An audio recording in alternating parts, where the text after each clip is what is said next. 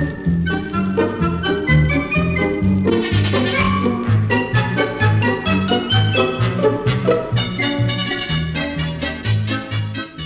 is a special EMI tape recording, number 5 in a series, and we've designed it to introduce you to some of the tricks you can play with tape. Trick recordings can be fun in their own right, but it's more likely that you'll use them for some specific purpose, perhaps to improve the dramatic or the musical quality, or to make guess what tapes for a party, or to manufacture sound effects. The easiest trick of all on a tape recorder with 2 or more running speeds is to record at one speed and play back at another.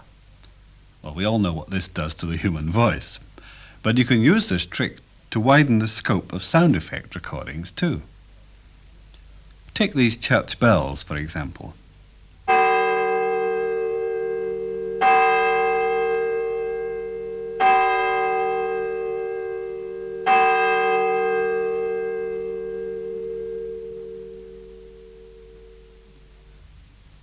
Now, speeded up, this gives a realistic chiming clock.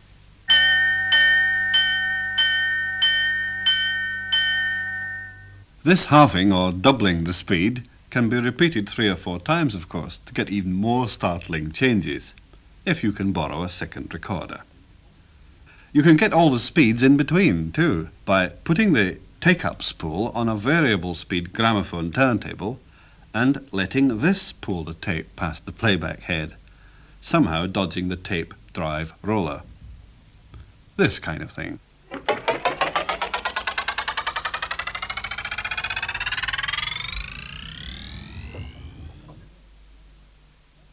By the way, playing tapes backwards is another useful trick.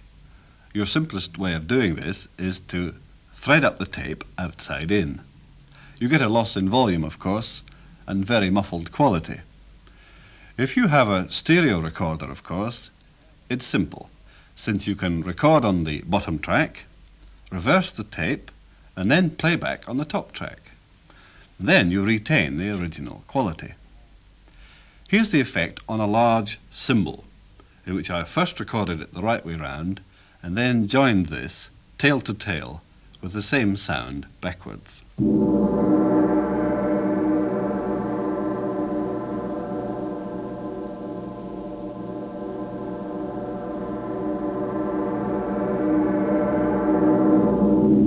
Now we come to making tape loops. This is a very useful trick if you want continuous repetitions of a short phrase or rhythm, or to produce a steady background effect from a short snatch of sound. To make a loop, you simply cut out the section of tape you want and join its ends together. Say I had this recording.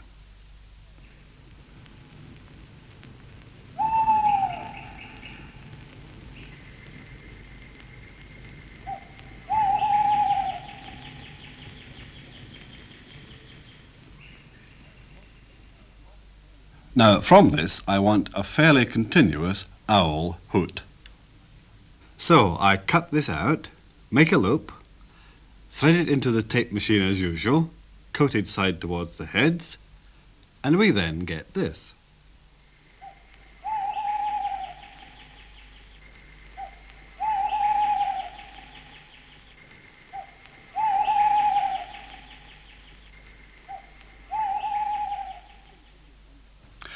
Superimposing one recording on top of another has only recently become popular. Perhaps you own a machine with a button or switch specially for this.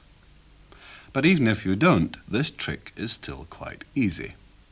Assuming that the first recording is already on the tape, say a piece of mood music to accompany your coloured slides of a cruising holiday.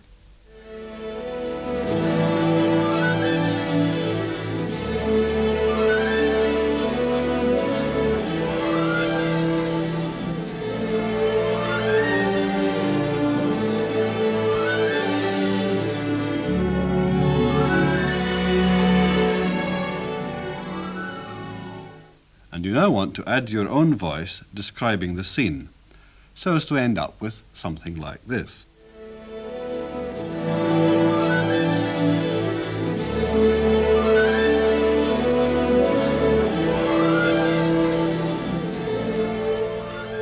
only about 2 hours out from Southampton when we passed this full-rigged Norwegian training ship.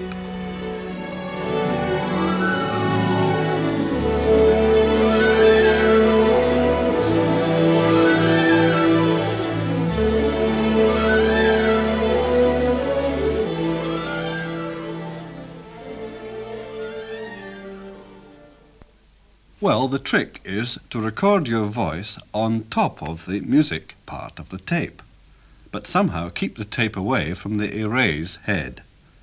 1/8 of an inch away is enough, so that the normal wiping process is avoided. The recorders which are actually equipped for superimposition normally just cut the current to the erase head so that it doesn't wipe. But you can get the same effect by holding the tape away from the head with a shiny pencil or a piece of smooth cardboard. On some machines you can thread the tape temporarily behind instead of in front of the erase head. Artificial echo is a common effect on professional pop recordings, and of course it comes in very useful in plays and so on. The professionals use an echo chamber for this, but you can get quite an interesting effect by simple means. You can speak near an ordinary convector heater with a microphone inside. Or a piano makes an even better source of echo. You put the microphone near the strings and hold the loud pedal down. Then any sounds in the room set the piano strings vibrating in sympathy, and you get this kind of effect.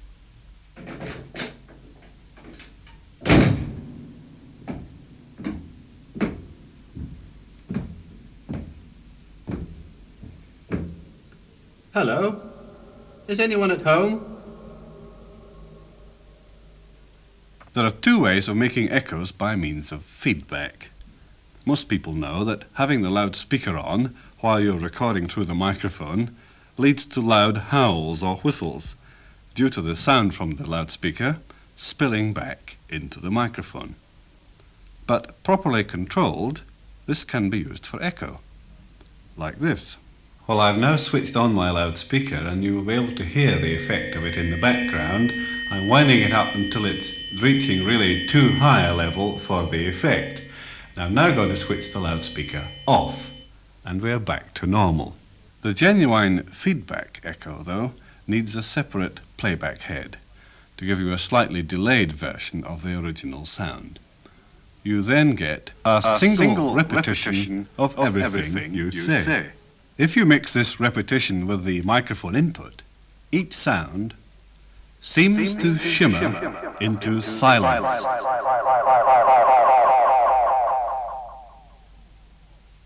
For scenes in plays, however, it's often quite enough to take the microphone into the hall or the bathroom or some other reverberant place and record there. Or if you can lay hands on 2 recorders, you can play back any recording from one machine through a loudspeaker in the hall, etc., and record this through the microphone of the second machine. All the tape tricks we've been discussing can be used in manufacturing your own sound effects. If you can record the real thing, then that's all right. But we could hardly arrange a burning building when we wanted this effect.